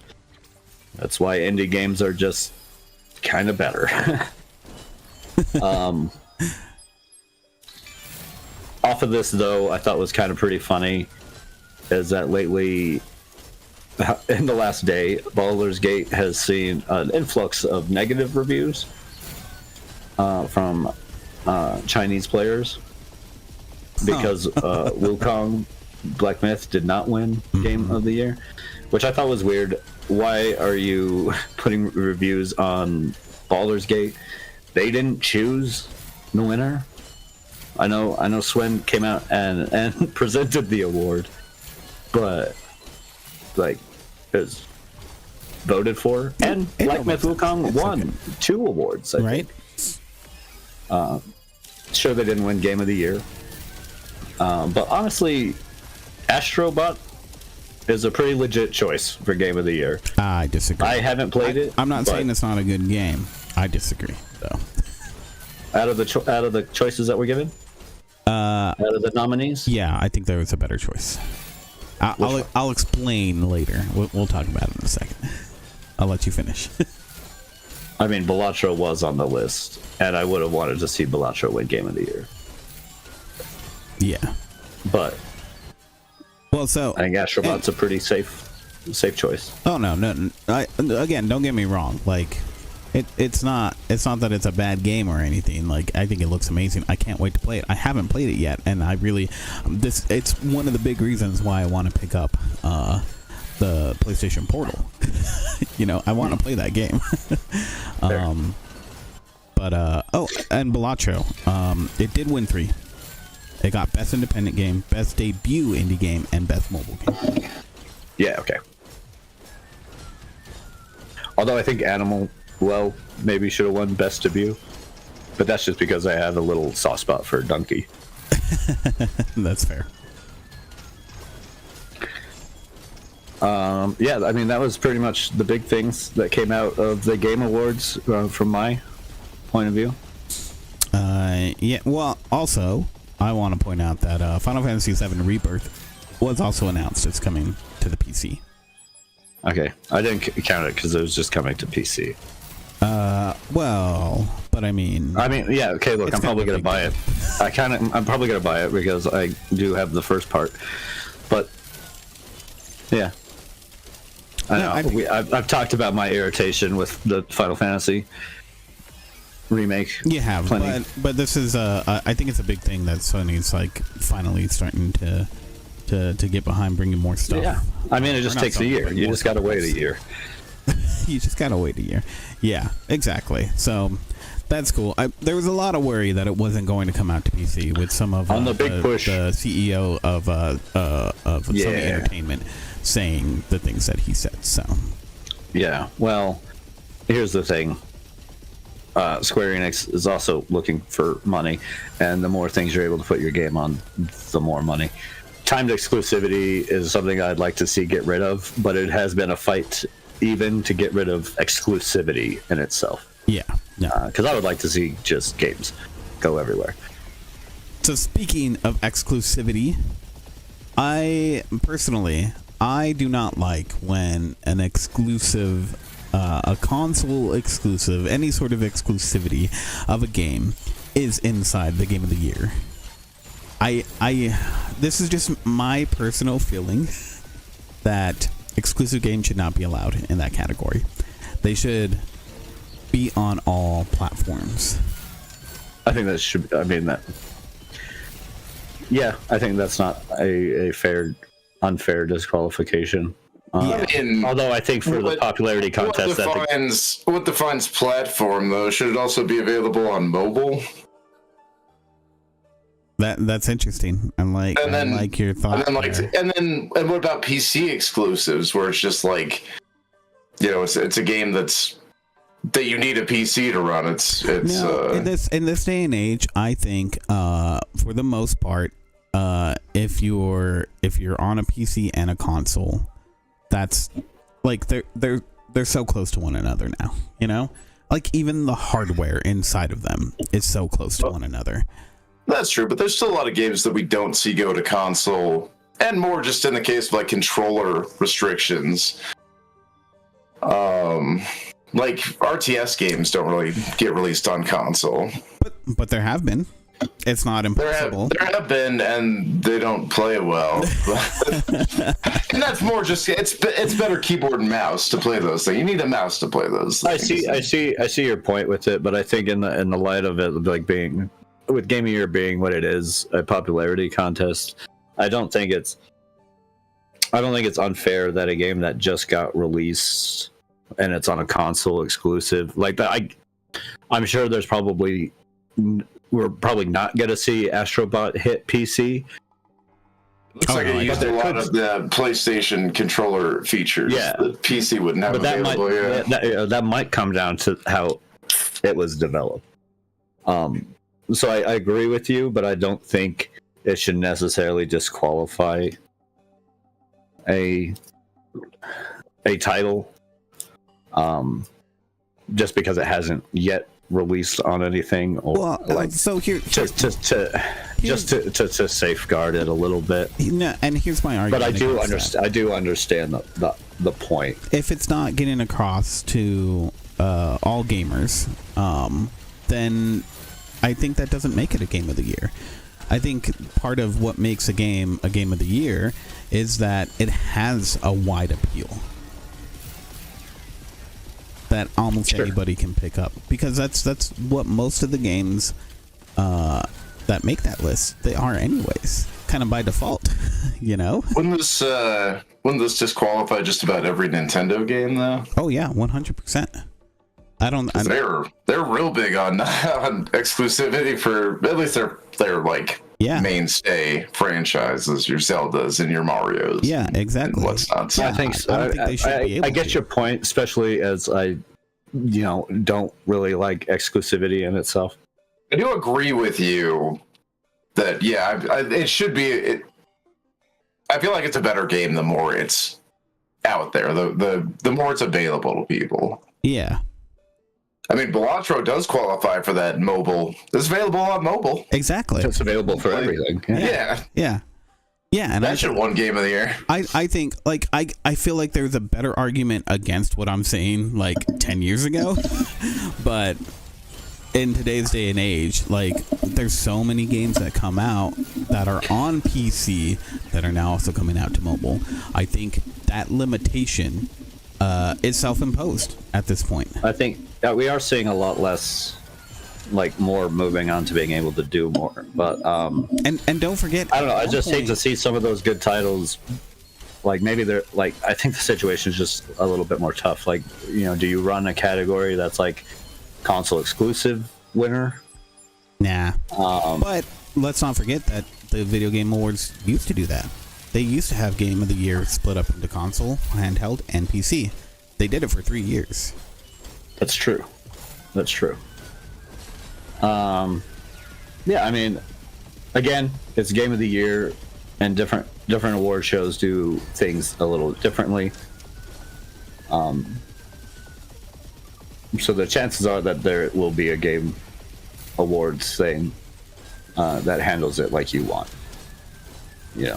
Maybe. That does I'm it just saying. by console or whatever. Yeah. But I see your point, and I don't disagree with you. Astrobot is, I mean, again, it looks like an amazing game. I really want to play it. It's the only reason why I really want to have a 90%. Yeah, it's like 90% of the reason that I would want to have a PS5. Yeah, like it's about the only game that would at least Nintendo draws me into their consoles with their exclusives. They do a better job of that because Astro was Sony's, Sony's purchase of, Sony trying to purchase the From Software guys, Katakawa, is part of that that push, because they know they don't have like that same level of Nintendo stuff. Yeah, sure, yeah.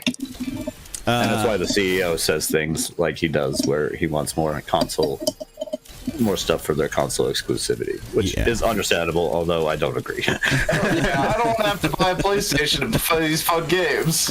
Although Sony's been doing a good job of putting their stuff out on PC, and I've been enjoying that.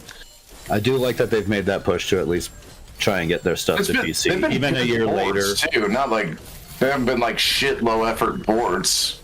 No, like they used to do. Yeah, like PS2 games and shit. Yeah, they come out like 5 years later on PC on a terrible port. Yeah, barely work. Yeah. I mean, God of War Ragnarok was running a little rough for me at first, but I think after the like first update they put out, it was going fine. Didn't have a problem. Well, I remember you having some like frame rate issues, but pretty quickly got fully optimized. I can't wait to play The Last of Us Part 2. It's another one of those games where I've spent a long time like trying to avoid too many spoilers into it. Because I love the first game, so now like I've kind of held off on purchasing the first game for the PC just because I want to play the second game. I've played the first game a lot. I beat that game like 8 times. Once I beat it for my mom because she got into the story and was like, "What's going on?" That's pretty good. So I did a whole run for just me and my mom, so she could watch the story. And I played it in a little bit easier of a modes, so that we could get through it and she could see the story. Yep. But she loved it. My mom likes video games, so my mom plays Skyrim like crazy. So she got really into. My mom got really into the Skyrim VR. Apparently. Oh, really? my brother got a little VR set, and she got crazy into Skyrim VR. Nice. Which I thought was just funny and adorable. My mom's adorable. Yeah, no, that's the thing. Like, I think right now, the landscape is totally different. I think you can bring your game to all platforms, except for maybe VR. And mobile. No, I think even mobile. Like, there might be issues, but mobile's growing. I said without mobile. Yeah, like the mobile titles are growing. There's the streaming stuff they're doing now. Yeah. And that does resolve a lot of those mobile issues. Well, I mean, we saw some things at the Game Awards. I didn't really mention them because they were like off titles, and I don't know how they're going to be. There was the Game of Thrones King's Road. Yeah, King's Road. Yeah, was announced as a story-driven action-adventure RPG that's coming to mobile. Like Game of Thrones game that didn't look that bad. Depending on how they can do these mobile games, like mobile games are growing to be better and better. They are. The biggest issue is the controller scheme, which honestly, it's like you get one of those controllers that you can my connect controller via Bluetooth. connects to my phone. Yeah, exactly. It works great. It's great. I mean, the hardware, it's more specialized than PCs. Don't get me wrong. So it has its own limitations, but developers are learning how to program for that and get around it and do things in a way that, you know, it's almost like a console experience. You know, it's getting better for sure. It's honestly really amazing. There's times when it's like, what, that game's out on mobile? How'd they do that? You know? But yeah, so what are we gonna do for our game of the year? Oh, I don't know. I still have other things to talk about. You just took up half an hour, so I haven't even started talking about stuff yet. I know, exactly. Typical Christian monopolizing the show. Right? You're welcome. And now there's a reason why, you know, I wanted him to go first. You're welcome. So there's just two games that I really wanted to touch on that you didn't talk about yet, which was the first one is Split Fiction. Okay. The trailer for that did look cool. I saw that. Yeah, the fact that there's like gonna be like fantasy elements and sci-fi elements, and done by the guys who made It Takes Two, right? Yes, correct. Yeah. Solid on the RPG or on co-op. Yeah, the co-op looks like it's gonna be amazing and fun. So it looks really interesting. I'm excited for that one for sure. Yeah, that looks cool. Yeah, good stuff. What was the other one? Oh, that's right. Outer Worlds 2. All right. I'm actually amazed you didn't talk about this at all. The trailer was hilarious. It probably got deleted from my list somehow. Yeah, I'm looking forward to that. I think actually Obsidian has a good year coming because they've got Avowed coming out at the first half of the year. The new Obsidian fantasy RPG set in the Pillars of Eternity world, I believe. Yeah, it is. Yeah, I think so. Yeah. Oh, did they make the other Pillars of Eternity games? No idea. I have no idea. I just know that it's set. I know that it's supposed to be set in that world. Yeah, that's gonna be big with Outer Worlds coming out. Yeah, no. Later, just later on that year too. And here's the thing, all right? Like, the trailer doesn't mention anything about story except for that it took them so much longer to develop this game. I'm hoping that means that's because there's more story to it, because that game was just too short. It was great. I like that game. I wanted more of it, you know? I wanted more. Did you get to play the DLC? Yes, I did. Okay, because the mystery one was a really good DLC.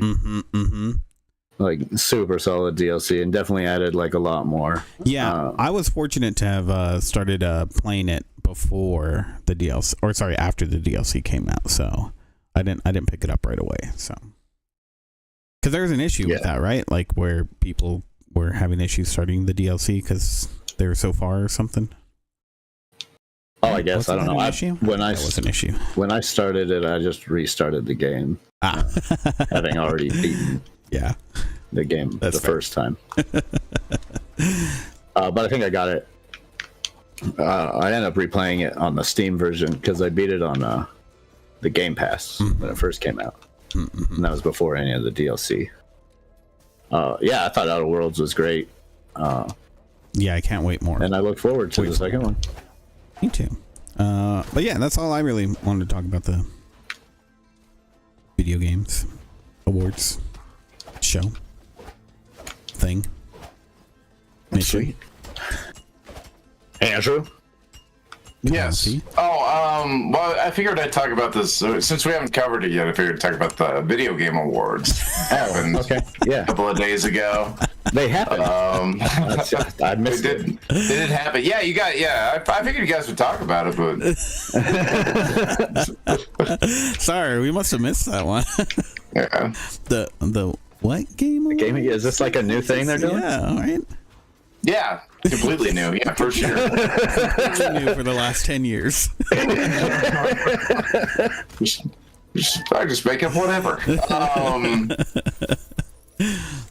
Yeah, I mean, well, also Game Awards. I checked out a couple of demos that I saw trailers for at the Game Awards this morning, which is not something that I'm playing right now, but this game's cool too. This is Entropy Survivors. I think that's the name of it. Yeah. It's pretty fun. It's a survivors game, but there's some wacky abilities in here. Quite enjoyable. There's a part that I can't remember. Christian was droning on, and I looked over at your screen. Yeah, classic Christian. No, but it looked like you had a Katamari for a minute. Yeah, that's one of the pickups you can get is beautiful Katamari pickup, and you roll enemies up for a while, and then it's fucking great. I've broken like 200. I haven't broken 300 yet, as far as enemies rolled up. There's a little timer you have for it, but it resets every time you pick up a new enemy. But as the ball gets bigger, you move slower. So and then every time the timer resets, it starts counting down faster. So eventually you reach a point where it's gonna time out. It looks great. Super fun, like wacky upgrades and abilities. You play a robot who has a mech suit, and they each have like separate upgrades. Like the robot's got a gun, and the mech suit has a bunch of its own abilities. There's different mech suits and different guns and different melee weapons for the mech suit. A lot of depth to it for a survivor game. Yeah. Pretty enjoyable. What were the demos that you played from Game of the Year? Right. I checked out, was it Super Fantasy Kingdom? Which was a very short demo. It's pretty much just the tutorial for the game, but that game looks really cool. I liked that. And something that I haven't even had, because we had to do the podcast this morning, but something I haven't even had enough time to really sink my teeth into too much was the Let's Build a Dungeon. Oh, yeah. From presumably the creators of Let's Build a Zoo. And I think you can play that game inside of Let's Build a Dungeon as well. I think that game also exists inside of there. That's cool. I saw at least one reference to it, but yeah, Let's Build a Dungeon's like super cool. It's like your game. It's like playing like a game dev trying to make a like MMORPG. You got to design the missions and everything, and figure the layouts. There's a lot to it. There's a lot of depth. Okay. When I first started playing, it was like it has a good way of like slowly drip feeding you more and more stuff to do, so you don't get overwhelmed immediately with like all the shit. But even just fucking around with the demo for like an hour this morning, that was enough to see like it pretty quickly spirals out to there's a lot to do in this game. We put our demo up on Steam, and I had 100% players hated the game, so I could probably polish my own game crafting skills. Nice. But that was really interesting. I would say if someone wanted to get into like game design, that would be a good game to play. Maybe. I don't know that much about game design, but it felt pretty game designy. Yeah, I'm sure it might be like a good way to. Did you lie to the investors? That's my only question.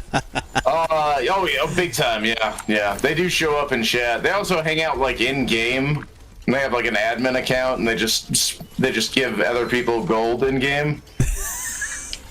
Although I never set up anything to spend gold on in that game, so I don't know. Well, that's probably why they hated players are it. doing with that. Yeah, probably. Yep. One of several reasons, I'm sure. Yeah. For linear dungeon design, that would be a fair complaint.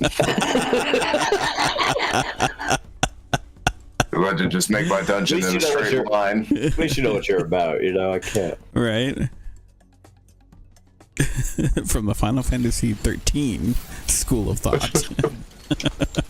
Oh yeah, that game was bad about that. Right. Who was? I guess the second half of 15. Who was asking about that recently? Where I was like, they're like, oh, maybe I should play it just to check it out, and I was like, well, if you think that there's a path that's finally going to lead off somewhere, don't. They all lead to nothing. I thought eventually it opens up, right? Like, there's just like that one big open area, but that's yeah. I guess there's just that one area. Yeah, not the strongest of the Final Fantasy entries. No, I still love its battle mechanic though. But the paradigm shift. Yeah, that was a cool mechanic. Yeah. But yeah, what else? What else did you demo? I mean, I guess not. Those are the only demos I played. Yeah. I haven't played too much else. I need to get on the Helldivers for the new stuff, but I haven't done that yet. You guys planning on doing some of that today? Probably. We got like D&D after this, so yeah. Yeah, hopefully, maybe. It depends. Right. Yeah, hours before D&D, but I reinstalled it though. yeah. Fair Was there enough. anything else at like Game Awards that caught your attention? There was that cool Tetris roguelike. That looked neat. Oh yeah. Oh, There was a lot that's of- right. I actually went to the webpage. Like Tom Tom or something. I don't remember what the name was. Yeah. Tap Tap? Something like that. Yeah. Top Top. Oh, there's also maybe that was during the other game award thing that we watched. The like tennis shoes game. Oh yeah, the shoe game that looked neat too. Shoe game. That looked fun. That might have been during the other little. Yeah, that indie was. game thing. I think we saw that yesterday for the Game Awards for games that can't afford the Game Awards. Yeah. Which was also cool. That was good to watch. Yeah, they gave like an award to every game they showed. Yeah, Even just like Nice. making up. if they Like, play the trailer, then you're getting an award. A very custom designed for your game award. That's good. I yeah, approve. I think there was one game out of that one I ended up downloading the demo too. I haven't checked out yet. But it looks What was like that? Vampire Survivors, but you build the dungeon out. It's called Into the Restless Ruins. Oh. They look kind of cool. Like you look like you got like random runes that you like build onto the dungeon to help you go further. That sounds interesting. Yeah, okay. Well, I haven't checked it out. I just downloaded it this morning. I mean, that was mostly my week. I mean, me and Christian finished watching Hysteria season 1. I don't know if there'll be a season 2. There could be. They left it open for a sequel, but also they wrapped the story pretty well if they don't get a second season. Yeah. It was pretty good. I liked it. I liked it too. That was fun. Bruce Campbell really elevating things, you know? Yeah. As yeah. always. Just what he does. But yeah, other than that, like, just had like work stuff. Yeah. Dealing with a bunch of bullshit at work. I know how that goes. Yeah. Okay. Frankie? Well, for me, what did I do? I've done things. I don't believe it. Prove it. Good Place. Done some more Good Place. That was a thing. That show's been off the air for years. It has, and I'm finally in season 4.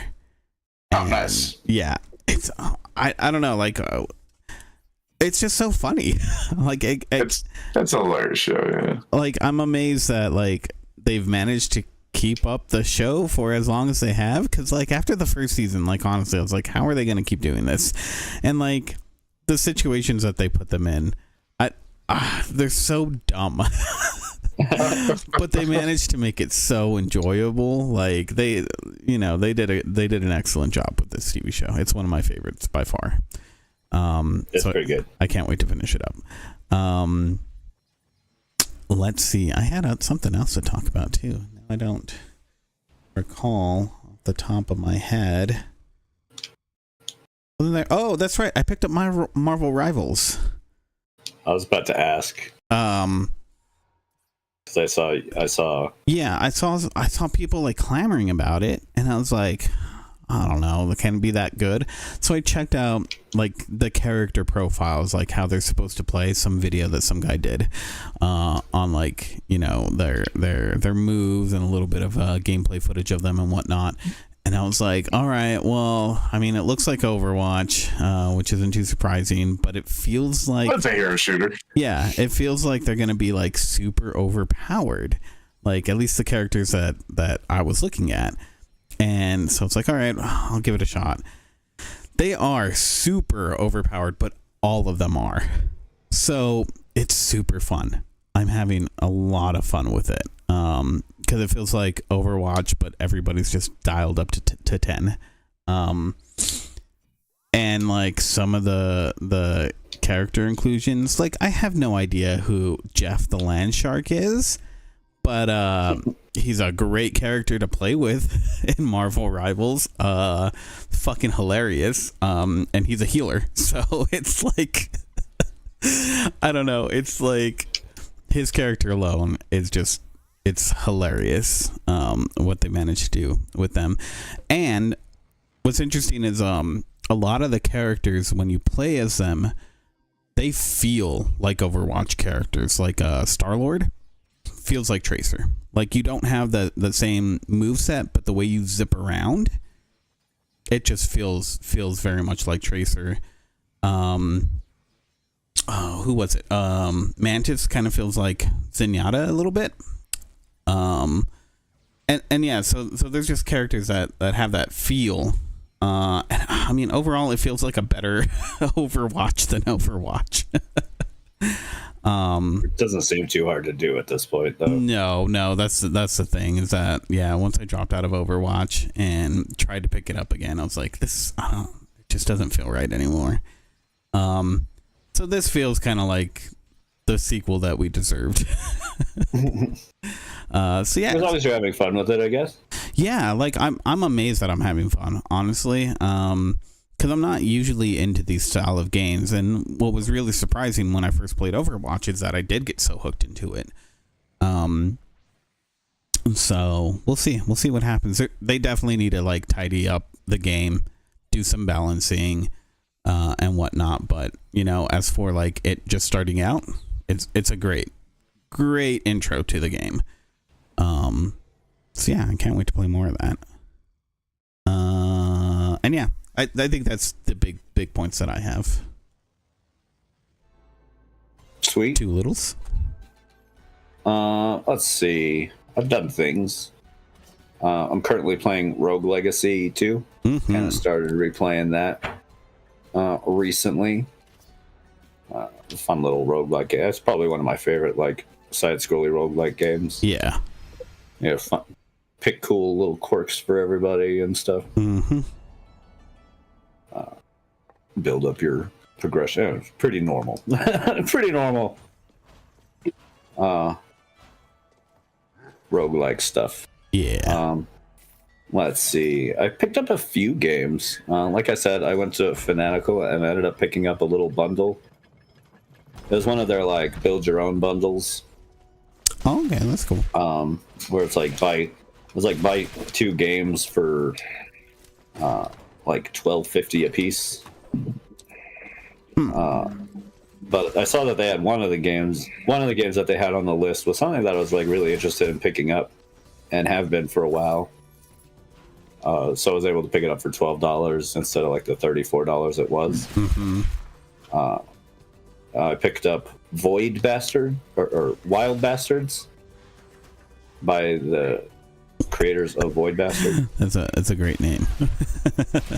It's pretty fun. It's a little first-person shooter roguelike, kind of. It's not even roguelike really, but you're like in space and it's Wild West themed, but you go like land on these planets and you gotta like do like a number of arena fights and little skirmish fights in first person to make it through like a planet's map, collect the pieces, and at the end of each sector you get a new hero. So instead of Void Bastards had like a thing where like all your heroes were like randomized because you were playing like prisoners that are being like rehydrated. Yeah. This one has like set heroes in it. Oh, okay. And you got to go collect all the heroes from around. They all have their own little abilities, kind of like an Overwatch type thing. They all have their own little different guns and different ways they play. All of them pretty cool characters, well written humor, you know, well written little comedy. That's good. That's good. I picked that up alongside the Dead Island games. Oh, right. Or not Dead Island. Well, What the hell is that game? I don't know. Oh, shoot. Let me pull up What are you talking about? my stuff. Dying Light. No. Dead Island games. That's what you Oh, just no, said. I got it. I got it with the High on Life. The Justin Roiland FPS game. Oh, yeah. Okay. Along came with the DLC, which like altogether was like $80, and I got it for $12.50. So hell of a deal. I haven't really started that much. Wild Bastards was really fun, and I played quite a bit of that this week. I also bought Beat the Humans, which is a little like tactical game. It kind of reminds me of like Advance Wars, except you're a bunch of orcs and your opponents are humans and these like parasite worm things. But it has a lot of like that like tactical combat Interesting type thing going on. where each stage is fairly small, and it's just about placement and movement and all that. Mm-hmm. Pretty fun, although it did like glitch out on me, and I had to end the run that I was on because it just wouldn't like continue. It got stuck on like the enemy's turn, and the enemy wouldn't like move or do anything, so it just sat there. So it's definitely early access. It definitely has some hiccups and gimmicks, but pretty cool little game. Yeah. Let's see. I also picked up a game called Voin. Voin? Yeah, Voin. Voin. Oh, weird. It's a little first-person hacky slash game that took its influence. It's taken influence from like Skyrim to like Doom and like some Diablo in there. It's pretty cool. It has like really cool like freedom of movement around its little open world map, and it has a lot of like going exploring aspects. Plenty of secrets to find that are kind of like Doom. You just got to go off the beaten path, and you're likely to find something. That's cool. Seems pretty fun. I've only played about 30 minutes of it so far, but it's been pretty cool. Yeah, we finished Hysteria. That was pretty solid. Really good. It reminded me of like a more for TV Stranger Things, like on regular TV Stranger Things. Yeah. Because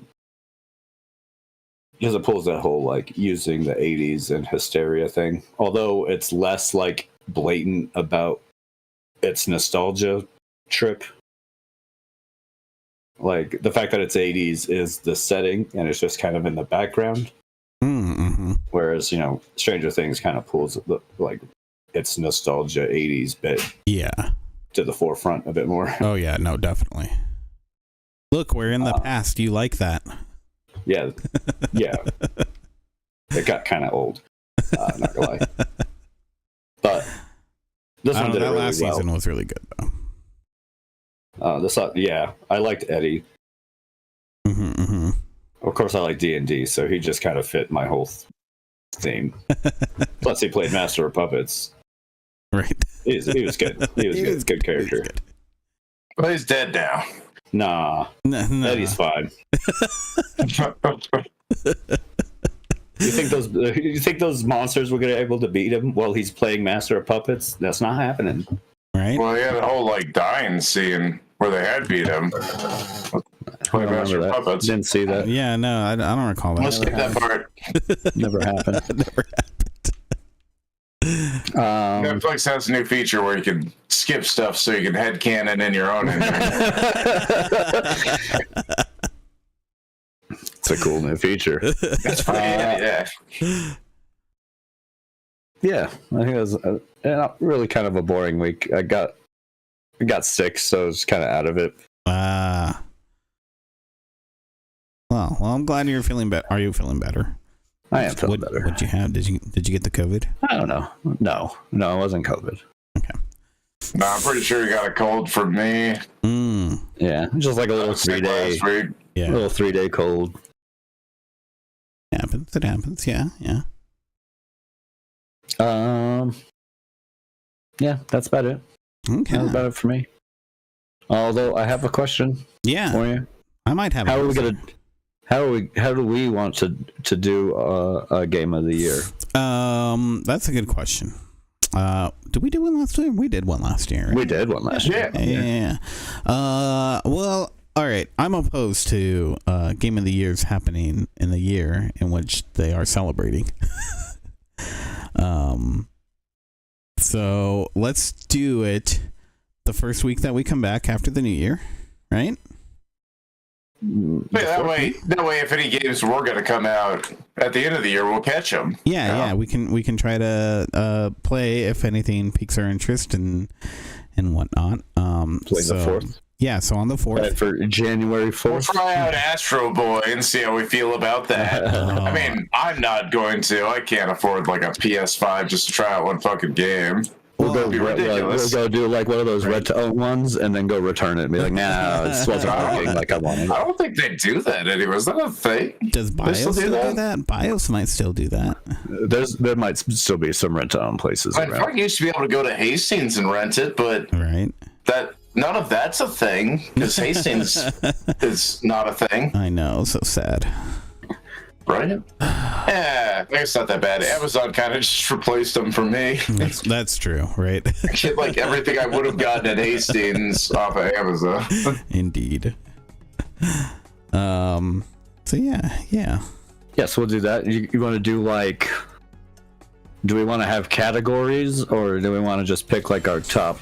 My thought was like top 3 games of the year. You're in charge. I think that's how we did it I'll do last that. year, right? I think so. I think that's how we did it. Just Yeah, like we top did something 3, yeah. similar. Yeah, I think that's what we did similarly last time. Yeah. That gives us, between the 3 of us, that gives us almost 9 games. Yeah. I'm okay with that. Maybe have a little discussion off air about it, so we're not like crossing games or anything. Right? Yeah. Yeah. So we can for sure. we can pinpoint. That was just 10 gonna be games. the Helldivers 3 times. I mean, Helldivers would definitely be one of them Though I've for played sure. very little of it. I'll still pick Helldivers. I picked up a couple of awards at the Game of the Year. Yeah. Like Yeah. what best multiplayer and best ongoing game? Yep. I think pretty good. Pretty good. Yeah. That's true. It is a very fun game. I do need to play more of it. So. Did you end up picking it up? Yeah. I picked it up. I played a little bit of it, very little, but Oh, we should all get on and play some point. right. I didn't realize you had picked it up. There's a Because lot of it's games. way that I more picked fun up with that a I lot played of people. little. Oh, I'm sure. Actually, I mean, I've honestly played a lot of Helldivers 2 by myself too, with just randos, and that's still fun. But it is a lot of fun to scream at each other and go together on it. Yeah. For sure. But yeah. No, I think if you want to take lead on that and figure out anything else you should do, I'm up for whatever. So, All right. but yeah, we'll do it on the 4th in about 1 month's time. 3 weeks. Is that 3 weeks away? Yeah. 1, 2, 3. Yeah, 3 weeks away. So yeah, we could do it then. Sweet. Well, I guess does that do it? Anybody else have anything that they wanna? No, that's it for me. All good. All's good. Yeah. All good. All good. All the time. All the time. So yeah. Well, thank you everyone for joining. Thank you, Two Littles. Yeah. Thank you, Coffee and Corn Dogs. Yeah. And thank you, Frankie1029, Aw. just for being you. Aw, you're so sweet. 10029. You said it wrong. Hey. Oh, I'm sorry. I didn't know it was the French pronunciation of 1029. Get it right. Or don't say it at all. In fact, don't say it at all. Give them a complex. I won't. Thanks. Love you. So yeah, you can catch us here on the YouTube and the Twitch weekly Saturday mornings at 9 a.m. Mountain Time, where we do this show. Give you all the news, do all the things. What else? Oh, we are starting to join our Discord. Yeah, definitely join our Discord. I want more people in the Discord for sure. So, yeah. Yeah. Link Do it. Link a I link. won't. If you come to the Discord, you can check out all the show notes. That's true. Nice place to easily be like, oh, here's what they talked about. Although And the articles that we used. I do also put them in the YouTube video. But Okay, if you're on Twitch, then how will you know?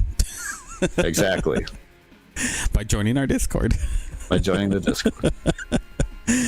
But yeah, I think think that about does it. Thank you again to everyone. And yeah, we'll catch you guys next time. Love you. Bye. Bye. Bye.